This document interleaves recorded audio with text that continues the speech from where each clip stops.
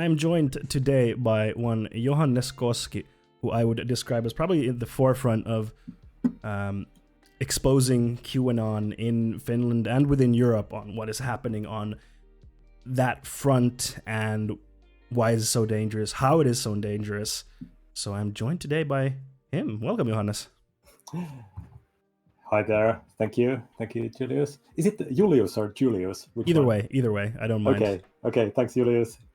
Thank you for joining me. I appreciate it very, very much. So do you want to do like a brief introduction of yourself? Like, what is it you do and how did you end up in the current position that you're in? Yeah, sure. So my name is Johannes. I'm a little bit over 40 years old dude from Helsinki. I'm a dad, and also I'm a gamer. I've been playing video games since I think the age of 7, when I got my first Commodore VIC-20. And I also now are in a career with games because I'm working in a Finnish game dev called Housemark. Oh, you're at House. And nice. we're actually making a game for PS5 right now. Yeah, that's exciting. Eternal. Yeah. Anyways, on top of that, I've been active on like stuff related to society and a little bit with politics. I haven't been active in a political party for about a year and 6 months since the last parliamentary election in Finland. But before that, I was active for a couple of years. I guess, maybe that's a good place to start. 4 years ago, when my wife woke me up and told me that, hey, Johannes, they chose Trump. And I just, that broke my world. I was like, I don't know. I was like, what the hell just happened? Because I was sleeping, like, I guess the whole world, thinking, okay, everything's going to be fine tomorrow. Things are looking good. But then, like, I think part of my world broke. And from that moment onwards, I thought that I really have to try to do something. Yeah, I think I think for many people it's been similar, at least for myself. Yeah. I don't think that was the same kind of wake up earth-shattering moment as it was for you. For me, it was like of course, a lot of like disbelief, like how could they choose Trump? How could Trump win? Which of course he didn't win the popular vote, which is the case with many presidents that have been chosen there because of the system and how it works. Yeah. True. But I think since then, it's been like a slow kind of push towards the left for me. Watching content like Philosophy Tube, H-Bummer guy, Philosophy Tube, H-Bummer guy, ContraPoints, a bunch of other leftist YouTube content, and kind of being pushed more in that direction. I think for me, this year has definitely been the kind of breaking point with the pandemic, and then what's been going on in the US with Black Lives Matter, and it just like something has to change, you know? Yeah, I guess this year has been like that for many people. I guess, well, for me, it happened already 4 years ago, and I guess I've always leaned somewhat towards the left side in society and politics. But I guess when I saw Trump getting chosen, and I was watching the situation also in Finland when we have then I think it was called the True Finns Party, and now the Finns Party. So I was seeing this kind of conservative, bit racist attitudes rising in Finland. So I just felt that I have to do something. I mean, I'm a father, I have kids, I have to at least try to do my small part in trying to change things. So that's how I got into the societal stuff. And my main platform has always been digital. I've been in like political debates when I was doing the party politics stuff, political debates and stuff like that. But I guess the digital realm has always been the thing for me, because I'm kind of like a geek. I've always been into computers and I think it's internet. Especially during this year, the digital world has grown to be more part of our daily lives, because we're working from home. I've been working from home since March, and we're going on at least till April. So I'm going to be like a year just working at home. I'm just at home. That's my life. And I think it's also interesting to see that from a political side of things can move more towards there. I mean, AOC's stream on Twitch playing Among Us just, when was it, like a week or two ago? Yeah. And it was like over 500,000 concurrent It viewers. was a big stream. If we look at all the different streamers that were taking part in it, I mean, even her stream was like over 400,000 concurrent viewers, and that was her first ever stream on the platform, and it was like the third biggest single concurrent stream on the platform, which is pretty amazing. That is because if you would think, like, if you would put someone like Joe Biden on Twitch, like, it would be terrible. Like, they would do terribly. But someone like AOC, who is like our age, understands the digital platform, and she also plays games, so she understands it, and she can engage with people through that, which a lot of more traditional and older politicians can't. True. And wasn't she playing with Ilhan Omar? Yeah, Ilhan Omar was also there. Yeah. So you have the best people there. Mm-hmm. But yeah, anyways, yeah, especially this year, more people are like engaging politically in the internet. Yeah, but anyways, if I can say maybe a few more words before getting to the Q stuff. So as I went into the political scene 4 years ago, because I chose a party it's like super left in the moderate Finnish scene of things. So it was the Feminist Party of Finland, and according to some data, it's a bit more left even from the Left Alliance of Finland. And it's quite a new party, right? It's pretty new. Yeah, it was founded, I think, a couple of months before I joined it. Okay, yeah, so very new. Yeah, it's super new. Small party, but very energetic. I think. Anyways, I joined that party, and well, you can imagine if you are in the Feminist Party of Finland and a very left-leaning party, it's pretty much the political polar opposite of the far-right political people and of the far-right radical people of Finland. For sure. So I really got to know well the far-right scene in our country. Yeah, because the far-right scene in Finland, like, it's very dominated by older white men. Yeah, I'd say pretty much. Of course, you have younger people, and we also have this kind of not naming any names, but we also have these kind of image boards that have this kind of certain bit racist or anti-Semitic undertone in their like discussions. So we have also young people that are unfortunately for sure. I mean, that's far right. That's the case with any like conservative party. There will always be young people in there as well. But if we look at like the general makeup of the True Finns, for example, it is like middle-aged to older white men. Yeah, it's pretty much that. But anyways, now still getting forward towards the Q part of our stream. So when I got to know all the, and especially the far-right people from Finland who are like using the digital platform for their communication, in their communication, maybe it wasn't there like 4 years ago, but I think about 2 years ago, I started seeing these kind of hashtags I never saw before, like hashtags related to QAnon, about deep state and acronyms and stuff like this. Yeah, where we go one, we go all, that stuff. Yeah. And I was like, what is this? Like these people, they are just having a Finnish stream and they are telling their like audience that everything that happens in Finland is decided by deep state. And at that point, like all the whole left Twitter or social media in Finland was like laughing their asses off. That what the hell are these people talking about? I mean, we live in Finland. It's one of the strongest democracies in the world, and these like far like fringe loonies are talking about some deep states and what is this? But now, like fast forward to this moment, I get it why they were dropping these hashtags and why they were doing that. But at that point, I guess like a very limited number of people in Finland knew what this deep state thing or this what it was in relation to. For us, it was just okay. These are just like the fringe far right people. They are just like doing their own like LARPing in the internet and making some interesting content for their audience and trying to push their far right agendas.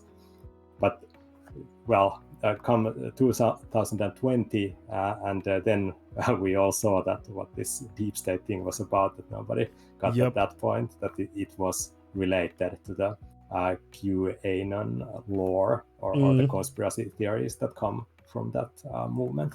Yeah, for sure. And then how did you get like involved in kind of exposing all of that stuff? Well, I guess I have to do one more background thing before getting into that. Just a second, so I can do here one thing. Okay. No worries. Yeah, I'll check if I can open your stream in my computer and put the audio off, because it's nice to like see for sure. when I talk to you. yeah, here we go.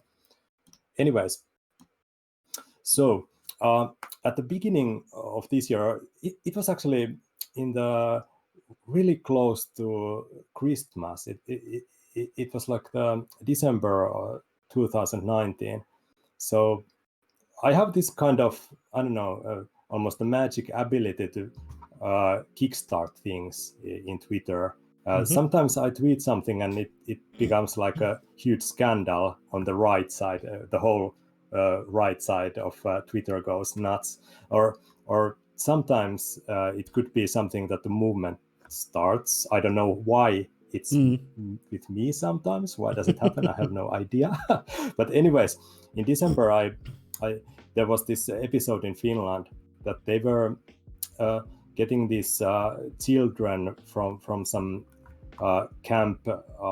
I think it was in Syria or somewhere.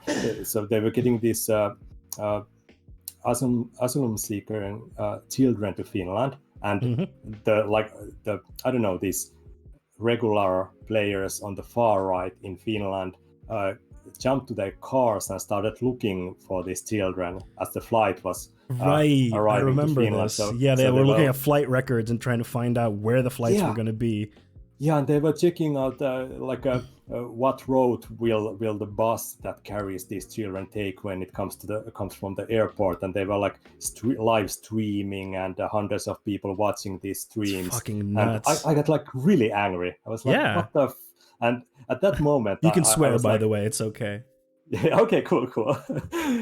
Anyways, at that moment I was like, what the hell is happening? Like, we're not like these low people. We have to do better than this, like chasing, jumping into our city cars and chasing some children with our like stream cameras. So at that point there was also the sardines movement in Italy. So I tweeted about it, something like this: if we would have this sardines movement of Finland, what would it be called? That was kind of like, maybe I had a feeling at that point that something might happen. But that tweet started the herring movement, or the Silakkaliike of Finland. What is the sardine movement, by the way? I'm not familiar with it.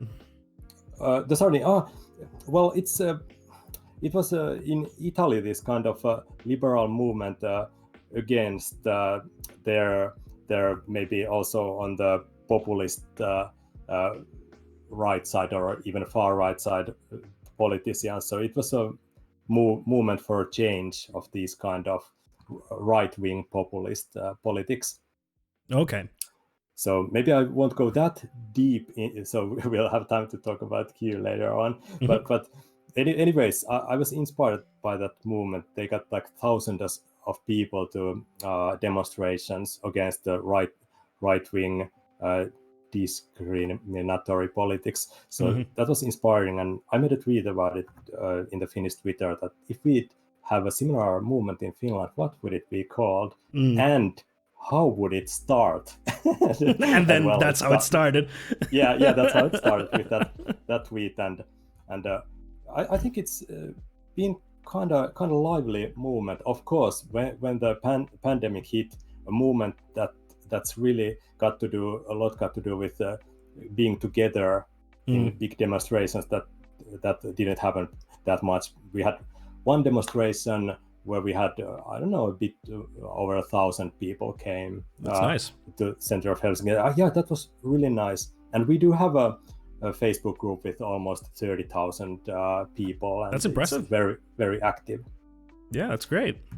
But anyways, that was how my year started. And like by starting a movement like this, you really get the attention of the fringe people. And like I think I got everybody from the Finns party attacking me, and also all the far-right fringe people in Finland and all the neo-Nazis like found out about me. So that the beginning of the year was super hectic. So after like getting the movement started and getting thousands of people following it and putting up this community and a group of people who were taking things forward, I just decided that, okay, I've been in 2 elections now, run office 2 times, and then I accidentally helped start this movement, which got a lot of attention and also some, unfortunately, some negative attention towards myself. So I thought that, okay, now I'm going to be like offline for 6 months. I'm going to concentrate on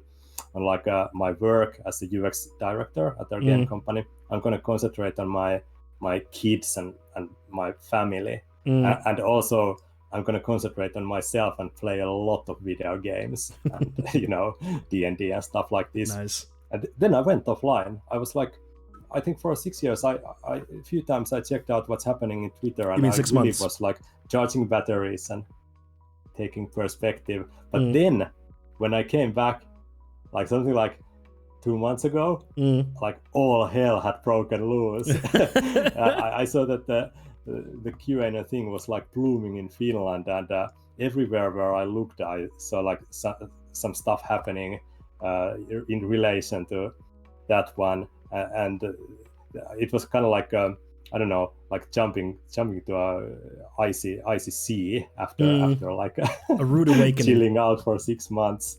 So that's what got me like into exploring what's happening in Finland and generally in the world nice. In relation to QAnon. That's really cool. Yeah, and then like starting on QAnon, I'm just briefly for all of the viewers here, some might be new, some might not know that much about QAnon. So QAnon is a conspiracy that started on an image board called 4chan in the US in 2017. And the main crux of the conspiracy is that there is a secret cabal of blood-sucking pedophiles that are trying to take down the world. And these people who are in this cabal are the deep state, which is like the corrupt politicians, and then Hollywood stars, and basically anyone who the QAnon people don't like is like, that's a pedophile. They're part of the cabal. And the name QAnon comes from the fact that Q, who is a person or people, we don't really know, posts these drops of like clues for the people who follow it about things that will happen. Like recently they were expecting JFK Jr. to come back from the dead and to be announced as Trump's running mate, the actual running mate, like not Mike Pence, like no. JFK Jr. is the real running mate, and he's actually been alive since the 90s, this whole time, and it's been covered up as part of this crazy conspiracy. So that's like, very briefly, that is what it is about. And yeah, as Theo just said in the chat, it started as a shit post. Like, it wasn't for real. There were many similar posts to QAnon. There was like CIAnon and FBIanon. Like, they were just kind of trying to see what sticks. And then QAnon stuck, and then it spread from there. Yeah, I think that's a good pitch for that. Yeah. Phenomenon. It is a wild, like, because I have friends who, before I started covering QAnon, didn't know anything about it. Like, nothing. And then they're like, what's QAnon? And then every time I explain that, they're just like flabbergasted. Like, how can people believe in this stuff? And I think it's important to realize about QAnon is that you can't start with QAnon. Like, you don't start there. You have to start somewhere else and then be led to QAnon. Because QAnon just like it's like the Super Saiyan of conspiracy theories. It just combines everything and into this, like, it's all connected in the craziest level of apophenia. I don't know if you saw, did you see that one article written by an ARG game designer about how QAnon is like an augmented reality game? Yeah.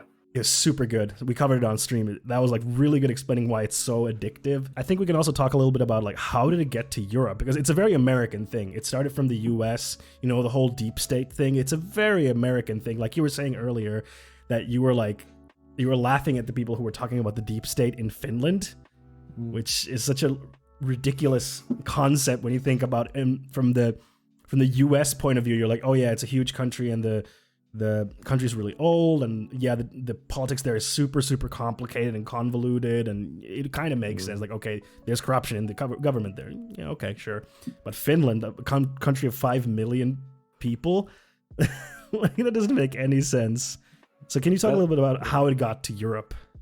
Yeah, I can. And and to elaborate on that, a country of like 5.5 million people, plus a really strong democracy and a really like I think if there's this top list of countries in the world, and I think we are the country that is like has the almost like zero corruption. We are top 5 in like the amount how low our numbers in corruption is.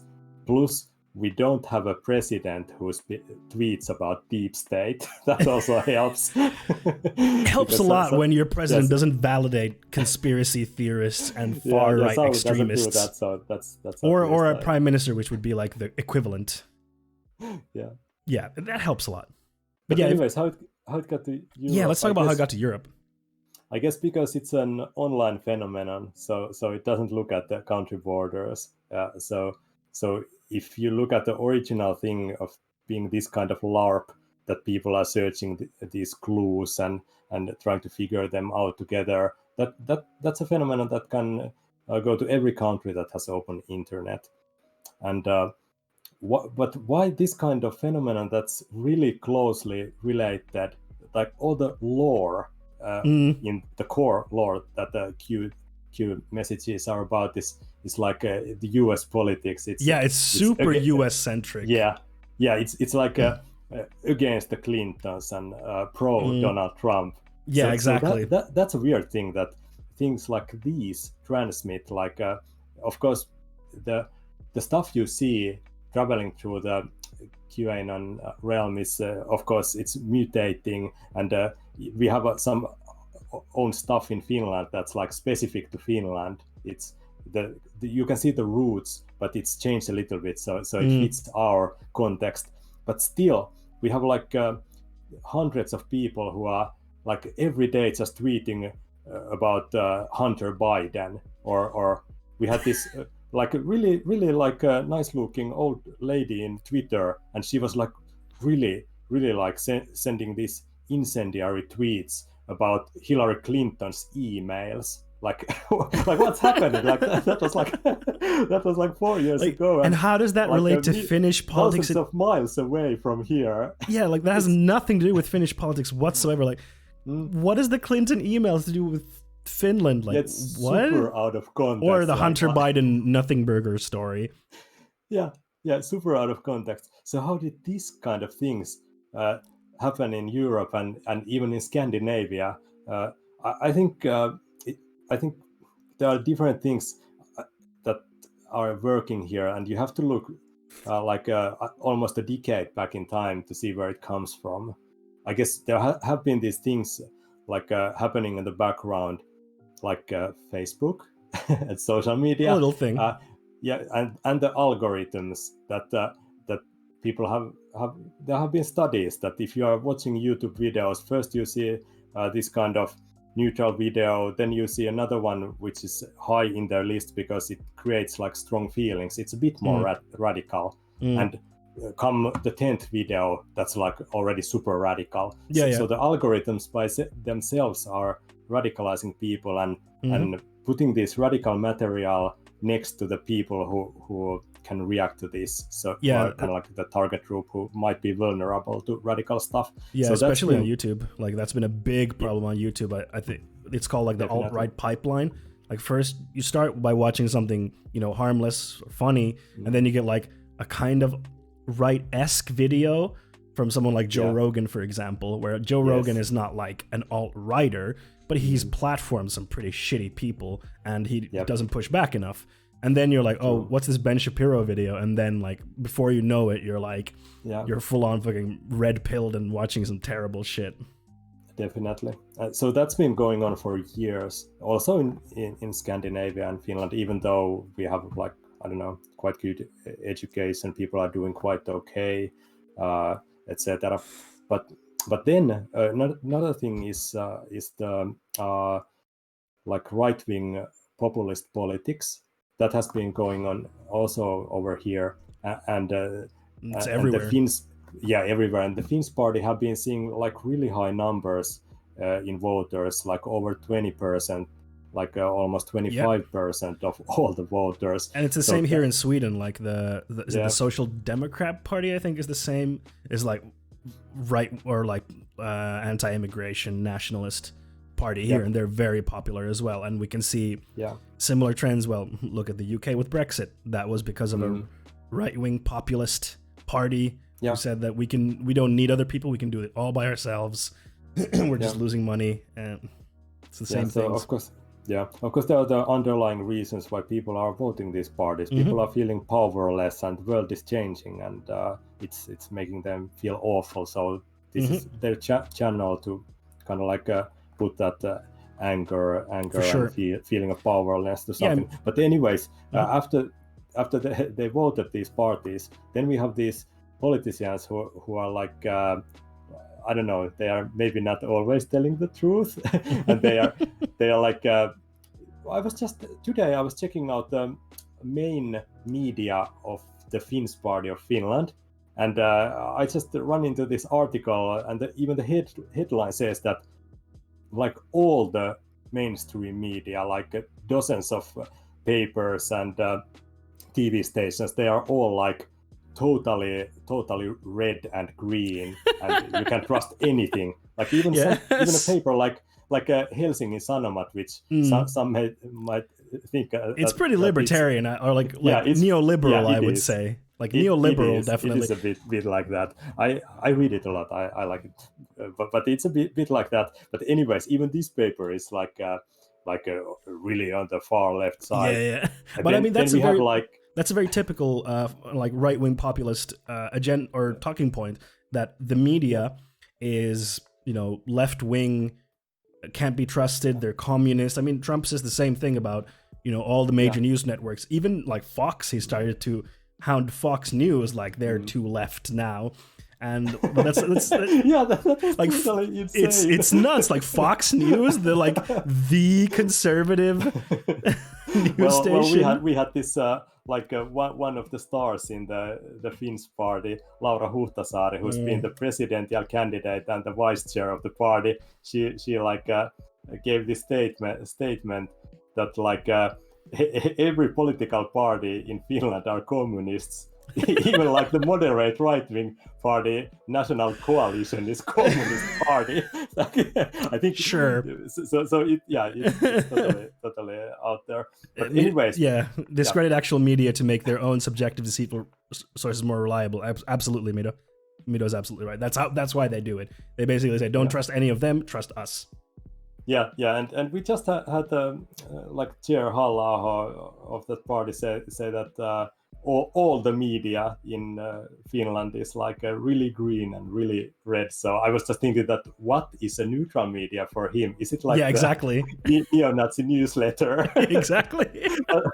But anyways, we've had this thing going on for years, and we've had these like big politicians, people really, some of the, well, you could say that maybe fifth of the population of Finland are looking up to. So when these people are telling them that don't trust the media, all the media is lying to you, so then these people start turning to these like fringe fake news websites and like sometimes neo-Nazi websites. They are reading like this. We had this VTF magazine or MV-lehti in Finland, which was like a super racist fake media that was like chasing journalists and like really trolling the society. Yeah, so it's super terrible.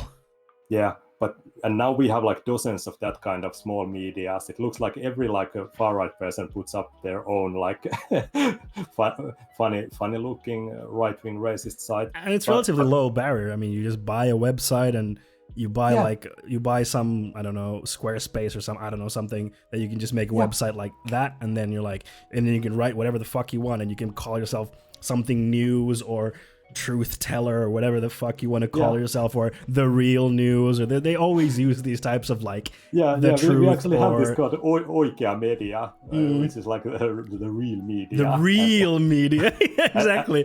And we have this really special far right person that put up this new website called like.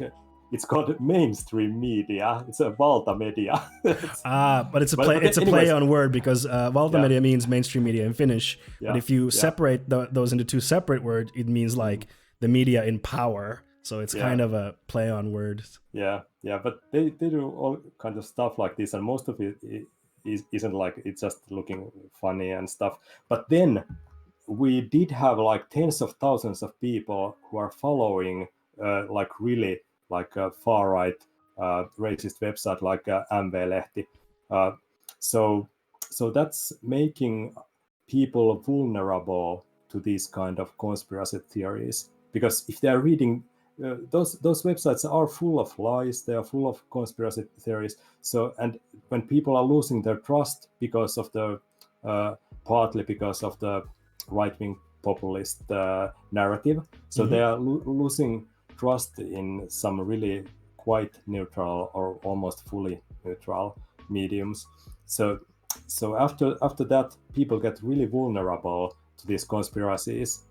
If they might start like reading stuff that's a little bit far right leaning, and then go down the anti-Semitic rabbit hole. And after that, come QAnon with talks about like this satanistic pedophile ring who are extracting adrenochrome from children they are torturing in tunnels under our prime minister's house. And some people unfortunately buy this. But anyways, if it's cool, I can continue still a little bit about the background.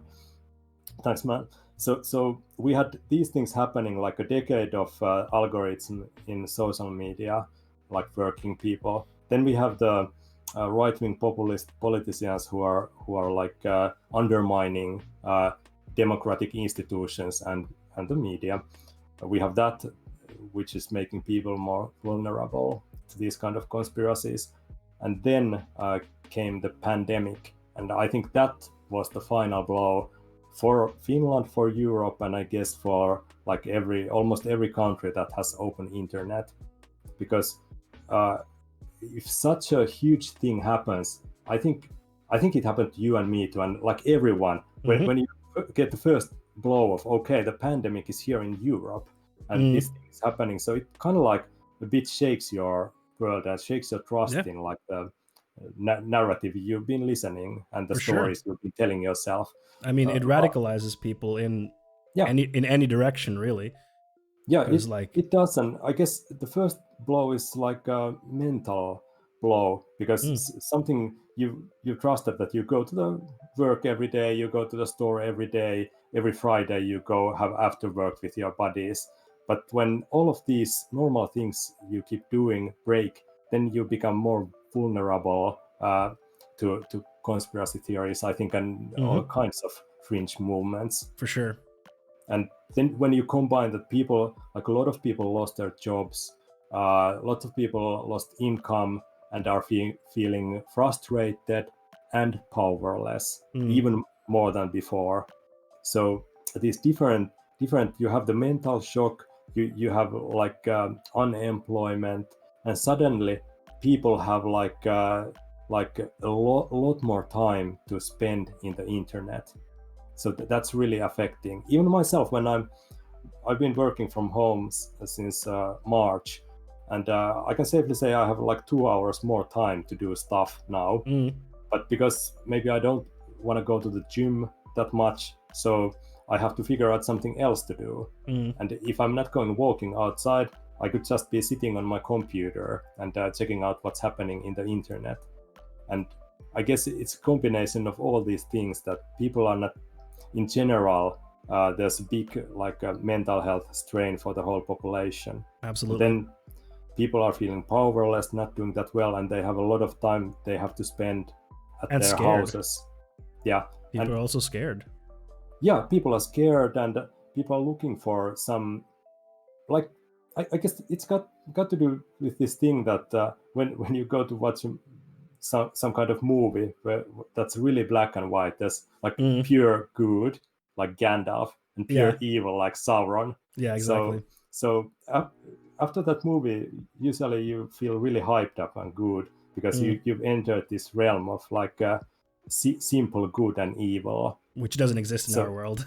Or rarely exists. Yeah, it rarely exists. But anyways, I think the same kind of thing happens when this kind of huge pandemic kind of like breaks your world. So you have to, it's some kind of mental mechanic that you are looking safety. And unfortunately, this huge conspiracy theory movement or phenomenon is a place where a lot of people fall for this kind of I don't know, safe story, how the world works. Well, it feels, for them, I guess it feels like a safe place to jump into this community that tells you that there's this pure evil global like elite who are like making all the decisions that make you feel like miserable. So it's an easy thing at this among this kind of pandemic. It's so easy to fall into these kind of things, especially if you say you don't have that much social things going on even before the pandemic. You spend a lot of time at your own home and you're not in a relationship or anything, so I guess like so many people just are so vulnerable to this kind of phenomenon. That's very true.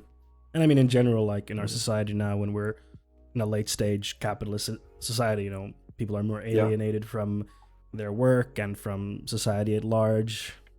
And then, you know, all of the stuff that is happening around us with the pandemic, with the climate crisis, like all this stuff, and then it just amounts and amounts on top of it's each other, and then it becomes really hard to deal with. True.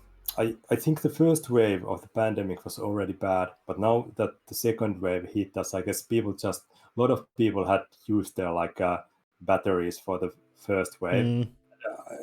Me as well. Like in the summer, we were seeing like some days like no new infections or maybe one infection, and I guess almost everybody was feeling like, okay, that was it. Like nice one, we can continue our lives. But then that didn't happen, and we are now in the second wave. So I think now we are seeing in Europe and they're over in Sweden and in Finland, we are like really seeing rising numbers of people going to these QAnon Facebook groups, and I guess I'm hearing like from like multiple people around me, like every day someone tells that, okay, now I'm starting to see these things on my Facebook timeline, like people are posting. And that's even though Facebook is trying to fight against it. Like even like they've closed down like some, was it like 8,000? I forget how many. But there were like pages that they closed down. But even still, like they can't stop it because private accounts are just spreading it so much. Yeah, that's if we jump there, then I think the social media giants. I know some people inside Twitter who are like I really like them, I respect them, but I think in general these huge social media giants like Facebook, I feel they are doing the bare minimum. Oh, for sure. Yeah, absolutely. So they sit on this QAnon phenomenon for a couple of years, and they even saw that it's radicalizing people and stuff, but they just don't want to touch it because that would mean they would lose some income. Exactly. Absolutely. So they've been sitting on that, and now that I think there must be some monetary push to do this. They are losing some advertisers or something because they decided that okay, that's it now. QAnon or then regulatory push. I feel like it might be coming from like a regulatory stance from the U.S. government being like, hey, this is becoming an issue. This is becoming a security issue where the FBI or CIA has listed like these as major terror concerns, and even the Finnish secret police now recognize far right terror groups as a major concern. So I think it's going to become a push from like regulators saying, change your stuff or we're going to regulate it for you, which no tech company ever wants. True. I guess the Senate and everyone has been pressuring Facebook in the US, and I think especially Europe is pushing these social media giants, which is nice. Which is good.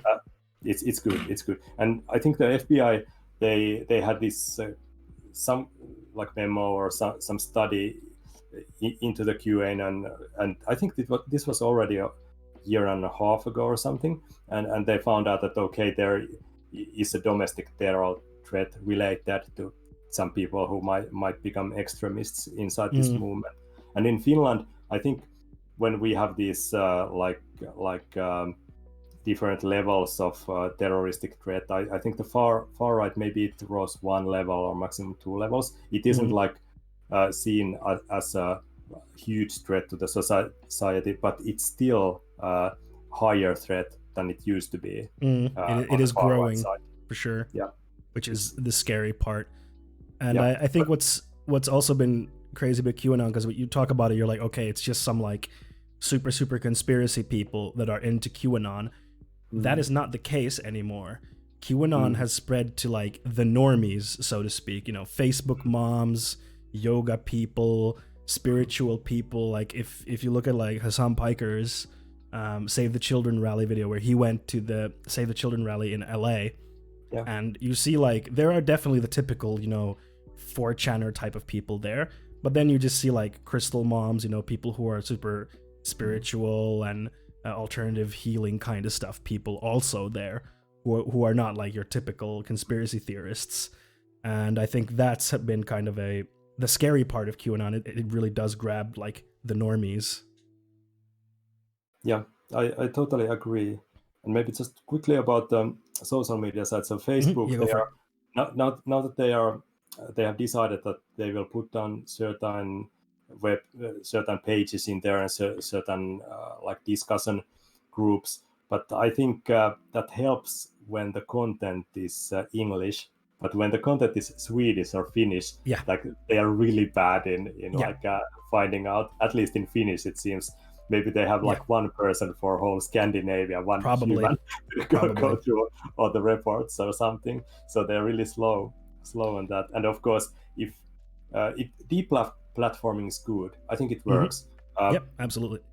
Like on Friday, there were these two bigger YouTube channels in Finland that have been pushing like QAnon material for a long time. Other one for at least 2 years. So they went down on Friday. So I think it's, of course, because there's a community in there. I feel bad that the community like that breaks, even though the core of it, I think, is very toxic. But still, it's a community. But it helps for the deplatforming. When a channel that has like over 1,000 live watchers on every like multi-hour Q&A. That's a lot. It's a lot. Yeah. And when they are getting, after the stream, they were getting something like 40,000 views in a week. So I think that's a lot. So when a channel like this goes down, then the streamer continues on some other like BitChute or some very obscure platform. Obscure platforms. So the true fans or the core audience follows, but still you're losing like I don't know, you could lose like 75% of the audience. Absolutely. And almost all the new followers. Exactly, that's the important part. Find this by accident. Yeah, because YouTube is a huge platform, YouTube is the second biggest search engine online. The biggest, of course, being Google, but both are owned by the same company. So like the algorithm and the power of searching on YouTube is so humongous that's why things can grow very organically on YouTube, because as we talked before, the algorithm will feed you content more in a certain direction. Like it wasn't meant for like politically extremist stuff. It was meant for like, oh, you watched a video on building a miniature boat. Maybe you would like these videos about building other types of miniatures. True. But then it morphed into this thing. But then, when they go to like small platforms, like, I don't know, Parler or some other very fringe platform, there's like the audience is really small. There's like a very basic algorithm there. That discoverability is taken from them. Like, how many of us remember Milo Yiannopoulos? Milo Yiannopoulos is gone. He is gone. He is nowhere to be seen. He has no platform, and that is because he got taken off Twitter and he got taken off YouTube. He's completely gone. True. Yeah, that's so deplatforming works. And something about those videos in YouTube, I checked this one video by I guess they are the biggest QAnon influencers in Finland. So even this one video that was about adrenochrome chemical, it was a like really far out video. Oh boy! And it was, well, we have to talk about this later, but it's also very like touching and sad, because like I think she was crying half the video, and her audience were sending messages that some woman who was watching that like puked multiple times and cried like 2 hours. So it's such a strong thing, this moment. But anyways, I was checking out that video, and that single video became this kind of like micro community, because it got something like 400 comments and another 400 chat comments, and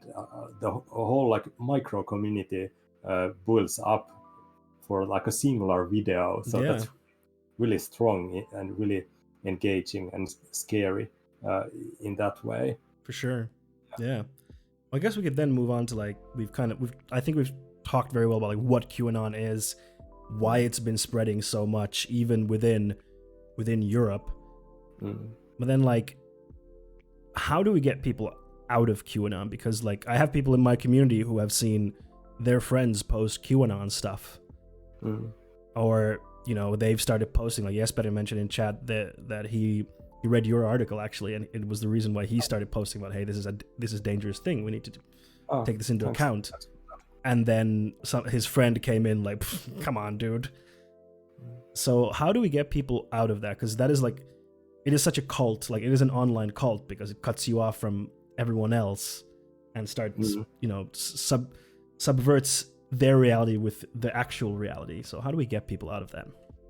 Yeah, I think there are multiple things that we as individuals can do and that society should be doing.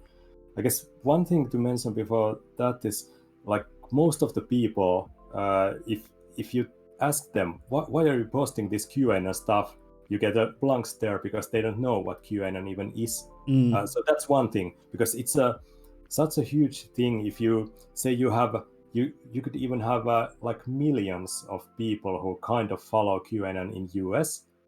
In Germany, in the beginning of September, they studied that there are about a bit more than 200,000 people who are in a way could be counted as following QAnon. That's I don't know how many people there are. It's a lot. I don't know how many people and how to count who's a follower and who's not. But in Finland, we have these kind of QAnon flavored Facebook groups, and one of these has something like 6,100 members. So that, I think that's a lot of people. And it is. Yeah, but anyways, there's, I think even in Finland, there's this like maybe the core people who could be dozens of people, who could be hundreds of people, who are like really deeply into the Q thing and have been following it for a long time, and are like posting it about and are like influencers in there. But then you have thousands of people who are just like seeing, okay, this looks interesting, I'll just share this in Facebook, or read about, like we have this Facebook group in Finland that's looks like it's about like saving children as the global thing that QAnon is using. That's a very common thing that QAnon uses for my viewers here. So Save the Children is a term and hashtag that QAnon has now co-opted, which sucks because there are actual organizations called Save the Children, which is actually about saving children, whereas QAnon is just using it as a platform to grow the conspiracy. True. So it could be that, say, we have this one Facebook group in Finland that's very similar to that, and it now has something like 900 members. So probably it could be that maybe, I don't know, maybe 800 people have just clicked like or clicked join and never like spend any time in there or don't know what's it about. But then I think you have a few dozen people who are into the QAnon thing and are QAnon, maybe even like true QAnon believers, and are kind of using this group as like a facade to sell their ideology. So that's going on. So you have a large part of people who are just like sharing this. They call it, somebody even mentioned in the chat, the pastel QAnon or pastel Q. That's been a big thing now. Yeah, so you have this beautiful colored background image, and on top of that you have a text that creates a strong emotion for you.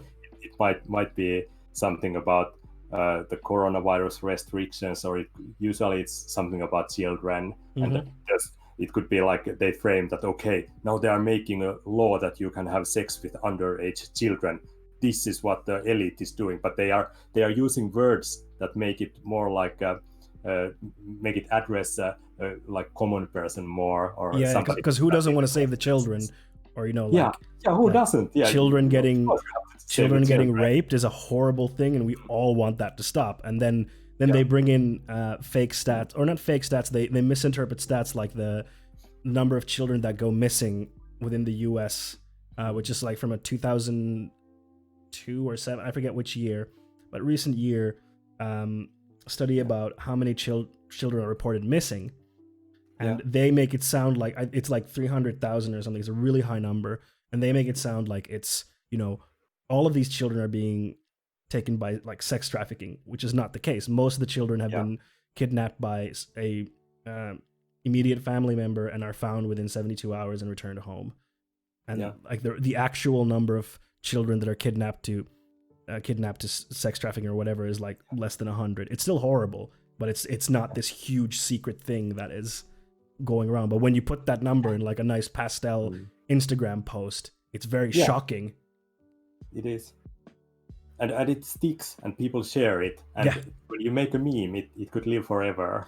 That's actually interesting, because the far right has been really good at pushing their ideology through memes. These memes are very shareable, and they're very quick to digest and easy to share, and relatively simple to make as well. And I think that's also how they've latched on to this stuff as well, with the meme stuff. Exactly. And because these things happen, you have these pedophile circles who are hurting children. It's a thing that actually happens, but it isn't like a group of where you have Tom Hanks and Bill Clinton and they would be extracting some like weird chemicals. It isn't that, but still it happens. So it's really hard to address this when you tell like a group of 900 people that, hey, you are telling lies here. So they're like really angry after that. They're like, how can you say this? Like, are you protecting the pedophiles?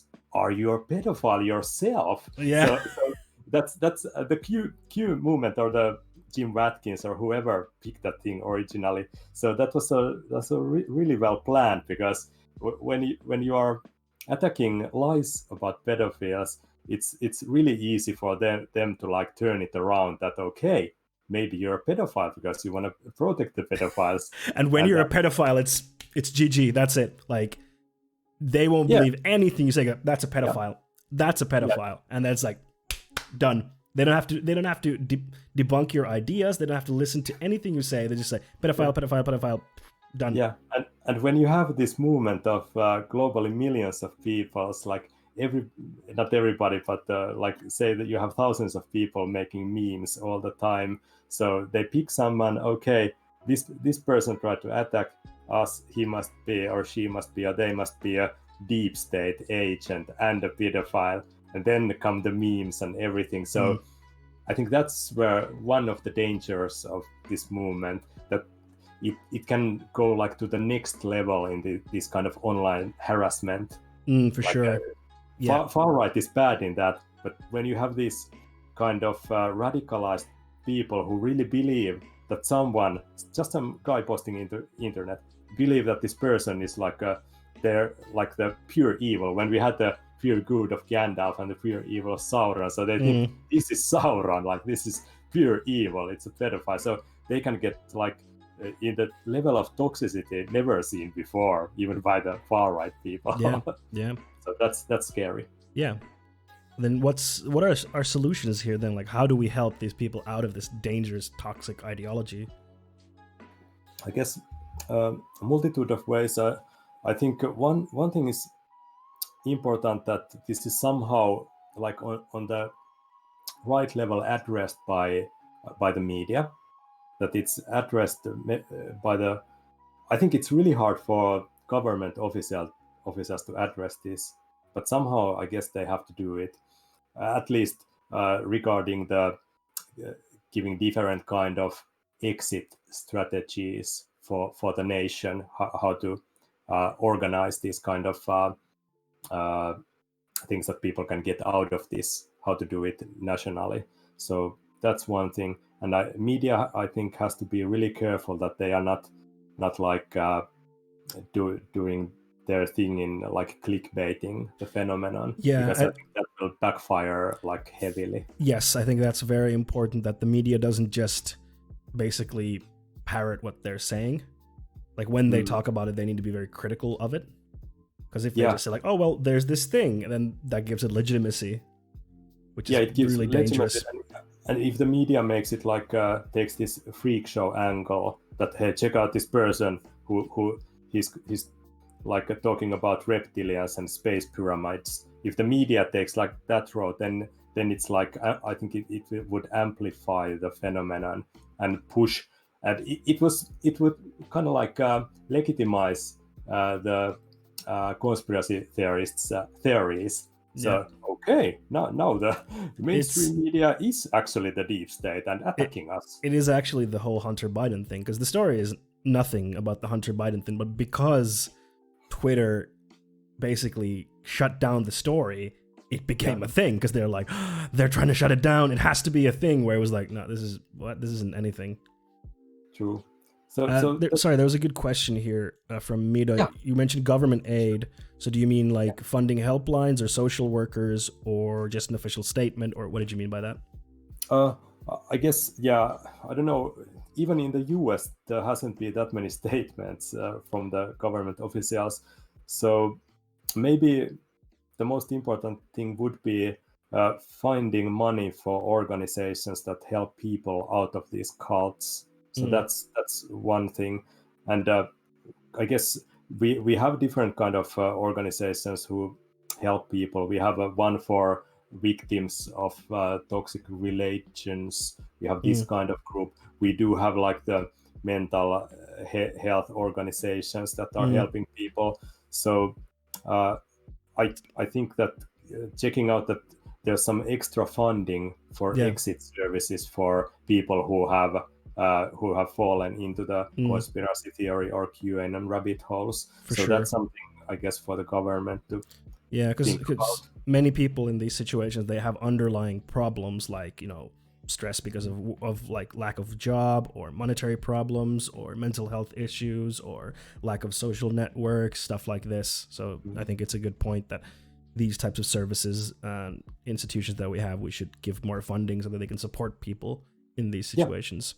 Yeah. But then go ahead. Yeah, I think there are like multiple sides in that also. There's like the short interval thing that should happen soon, that just get some money for this exit work for these people who could be helped and out of these rabbit holes. But then there's of course the general thing of supporting mental health organizations. So in general, and I guess then the third level would be looking even more into the future and trying to solve the bigger issue, that why are people feeling powerless? Why are they feeling frustrated? And somebody in Finland wrote a really good long Medium post about that. And I think the beef was that we've lost the story that binds us together as people. So we have somehow lost that during the pandemic and during the recent years. So we would have to again find that story to believe in as a people. So that's something like a bigger thing for for sure. I don't know if it's and the that's government or and that's a difficult and dangerous place. Sorry, that's a difficult and dangerous place, because when we've lost that kind of narrative that binds us together, that's where the far right groups come in and say, hey, we have a solution. The story is that we, the people of this country, usually meaning white people, are the best and the coolest, and all of our problems are because of these out groups. Yep. And that's the dangerous, oversimplistic reasoning for our problems, which, it's complicated. There isn't one single answer. If we get rid of it, then everything will be just like it used to be, because it won't. Nothing will ever be just like it used to be. That's gone. It's in the past. Yeah, so maybe that's a big challenge to throw to our prime minister and everyone in Valtioneuvosto, that how to solve this feeling of togetherness as a nation. That's really difficult. So that's a big thing for them to think about. Plus, how to solve this thing that people are now falling into the far right. Sorry, I have to interrupt you because the first chud came into chat, and I'm super happy because that means I'm somehow legitimate. Because now someone came in like, what's your agenda? Why do you oppose a movement that opposes pedophilia? Remember, we just talked about this. It's good to have this person here. And for sure. It doesn't have to be a chat. It can be a legit question for a person who You're right. is in this movement. And but I think we addressed that just some time ago. We did. I guess all of us are like heavily against hurting children. Absolutely. And pedophilia. Absolutely. But we want to support the organizations that actually help these children. We want to, like in Finland, Pelastakaa lapset or Mannerheimin lastensuojeluliitto, the actual organizations, International, and these kind of organizations. We want to support those, and not like these kind of fringe movements that I don't have any actual proof that QAnon has been helping children. I've just seen them like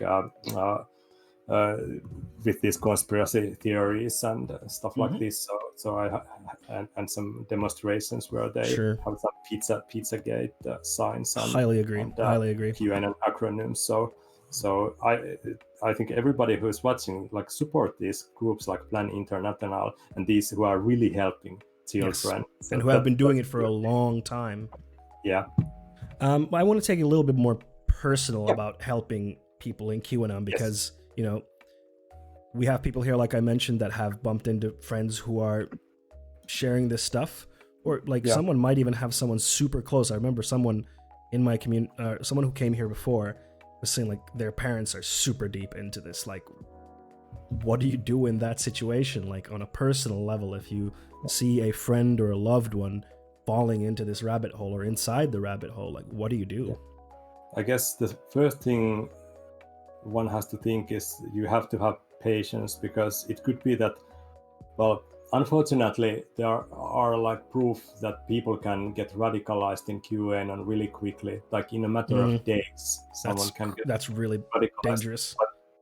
But then again, you can have people who have been a bit into these conspiracy theories. I think there was one study that was it 7% of population is more vulnerable to believe or more into believing into all kinds of conspiracy theories. So you always have these people, and some of them have been following this QAnon or whatever they call it themselves following this thing for a long time. So I think it's going to be a long road anyways.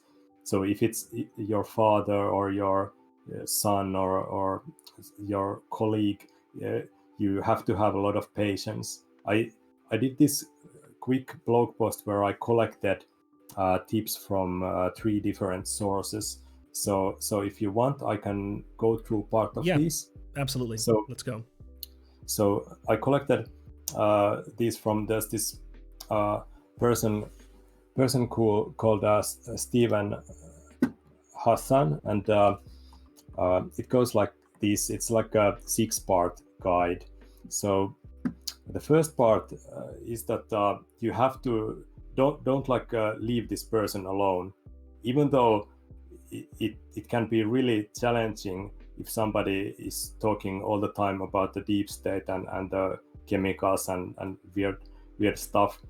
It can be tough, and because sometimes it happens because, as you mentioned earlier, these conspiracy theories, some of them are really anti-Semitic. There are old anti-Semitic conspiracy theories behind this, like blood libel and elders of Zion and things like this. So it might be that if somebody has been really involved in these QAnon communities or conspiracy theory communities, they can show some signs of anti-Semitic behavior or racism. So you have to have some patience. Say even I would need a lot of patience if my dad, who's a really loving and nice guy, if he turns out like super anti-Semitic all of a sudden, I would really have to take a deep breath because it's just hard to hear that kind of hateful language. So, but even though it can be hard, try to spend time with this person and don't leave them alone. That's one thing. And try to when you are talking with them and seeing them, try to bring up stuff that you were doing together maybe before they got into QAnon. So if you went to tennis courses or I don't know, played golf or played some online games, try to start discussions about those things that happened before they fell into the rabbit hole, and try to be try to keep the discussion warm and not attack the person. And then we get to the second part from Stephen Hassan's guide. So don't insult your friend or your family member. They have fallen into this thing, and you shouldn't blame them for it. So don't be condescending or don't call them names. Try not to use words like. Of course, when I communicate about this in a general level, I use these words like conspiracy theory or even brainwashing. But when you are talking to your family member, you try to not to use these words like you've been brainwashed or you're into this conspiracy theory bullshit. Try to avoid that to keep the conversation in a good mood. So because if you attack them, they already have this giant global community and a local community of QAnon followers or cultists. So they have that place. So if you are attacking them, they will escape to that community, and that probably won't be good for them. And then next thing is try to address their intellect and their self-conscious, and try to make them understand or tell them that, okay, you really believe in this thing, but if it actually is the truth, it has to go through this acid test. You have to be critical towards this theory you have.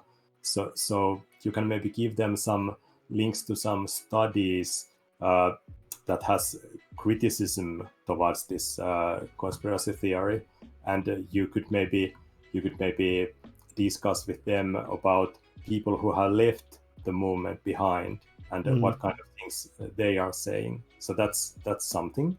And then give alternative sources of information to these people. I don't know how you can try it online, that if they say post something to the Facebook, so then you reply with like fact checking and proper information. But usually these things work better face to face, or even in a call. It's usually better to have that like human connection than yes, the post in some Facebook page. So that's something. And then because it's gonna get, if you really want to help somebody who's fallen to the rabbit hole and they are close to you, it's probably gonna get a bit tough for you, and you're gonna need some help.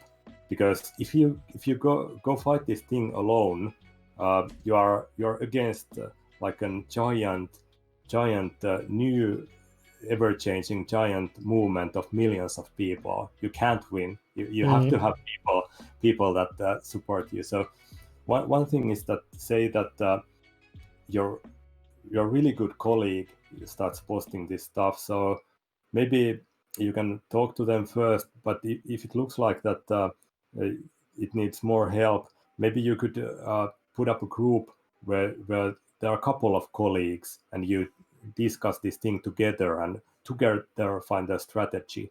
Or if it's a family member, it could be a bunch of people from the same family, right. and make a plan together, and even a WhatsApp group to like vent. So nice. that might be something. Then the final thing from Stephen Hassan's list is take care of yourself. Okay, you have this group of maybe family members, but try to also focus on some kind of psychological shielding for yourself. There are these different kind of communities of people who are like talking about this phenomenon, and are like giving peer support to each other. So maybe find this kind of Discord or Facebook group and invite people there, or join a group that already is there. So you have more people to talk to, and more people to support you. So, but that's like that was Stephen Hassan's list. It's a good list. It's a really good list. Yeah, I think that's like already a lot of really good actionable tips on what people can do when they face this stuff, because I think we have to be ready for this, because we're already seeing it in our friend groups, and like we don't want to lose these people that are in our lives, most likely. I mean, that's why we talk to them about this stuff, because we care about them, especially if they're our family members. Like, we don't want to lose them to this type of stuff. Yeah, definitely. So that was one. I think the second list I have in here, I don't have to go through that because it's pretty similar. It's from this Uskontojen uhrien tuki UUTRY, which is a support group for people who have fallen to some religious group that is like extremist group to them. So it's from that kind of organization. And maybe I can just quickly go for it. The final part. So there's this person who has this a debunking website, and who's been studying conspiracy theories for 2 decades, called Mick West. So there's this super short list from him, and it starts similarly. So keep that connection to your loved one or this person, so that they won't lose their like lifeline to reality, or they won't lose one more lifeline to reality. So keep in contact with them. And if they are sharing disinformation or conspiracy theories, and then the third one is have patience with them. And if you are intervening, try to be kind and understanding. Don't attack them. So that was the super short. And of course, list. I want to emphasize to everyone watching that all of this is really difficult. Like, it's very difficult to remain calm and patient and understanding, especially when people who usually believe in this stuff, they are usually quite impassionate when they talk about this stuff. Like, they believe in this stuff. And they have some like good motive behind it, like, saving the children, or stuff like that. And that's why they're so impassioned about it. And then trying to stay calm and listen and be patient, it's very difficult. Yeah, that is true, and yeah, I also want to emphasize that all these people have a positive motive. They have fallen into a thing that maybe got to them, and now they are into it, and there's a positive motive. They want to save the children, or they want to fight this evil deep state. Maybe there are like in 1,000 there could be one person who actually is a neo-Nazi who is just agitating people and trying to control the people who follow QAnon. So that also happens. But most of them are just regular folks who wanna do something positive and wanna do something good, and they have fallen to this. And what I think is really heartbreaking is that because some of these theories that people, when they are like far enough into the rabbit hole, they really believe in stuff that's super out there, like these tunnels under Sanna Marin's house, the Finnish prime minister's house, and tunnel wars and even aliens and stuff like this. So it's really heartbreaking that these really nice people believe into this stuff, and it's so easy to drive them deeper into the rabbit hole because the things they are sometimes saying are so far out. It's even sometimes hard not to laugh. And that makes it heartbreaking because it's so easy to mock these people, and that's how they get like just in defenses and deeper into the rabbit holes. So it's really like a hurtful phenomenon in general. It's really hard. I mean, yeah, like whenever I explain what QAnon is, the reactions are extreme disbelief or laughing because it's so outrageous. And if like someone, your loved one, comes to you and like, I believe in this thing about, you know, pedophile vampires, you're just like, and then you laugh at them, it creates like, that's a terrible start for the conversation. That's true, and that's why it like really efficiently breaks relationships and breaks families and that's sad. Yeah, it's really sad. It's truly it's sad. But luckily we can do stuff to stop that. But I like we're talking like on a societal level, it's really difficult because I mean, it's not going to stop here. Just like this is not the last pandemic that we're going to see.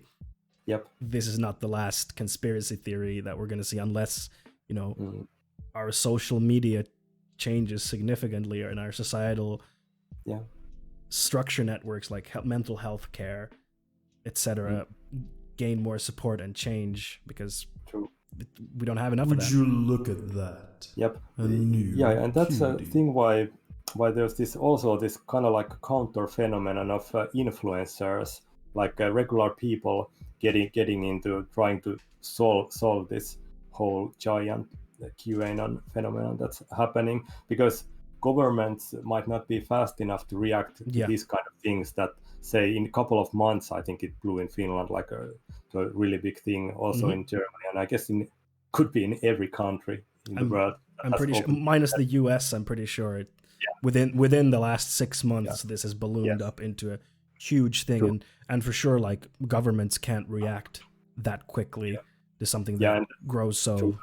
Social media giants, as we discussed, are having trouble putting these fires out, or don't want to do it that efficiently. So one thing is that it's up to like people to become activists. Like everyone can help in this. Just go to the social media and start debunking these theories, and I don't know, put up a YouTube channel on this, or put up a Discord gaming community that's not toxic, and that's not for people, or where you shouldn't share conspiracy theories. So I don't know. I guess there could be this kind of empowering counter movement globally against this kind of hurtful movement. So if that's happening, that's like bringing some light.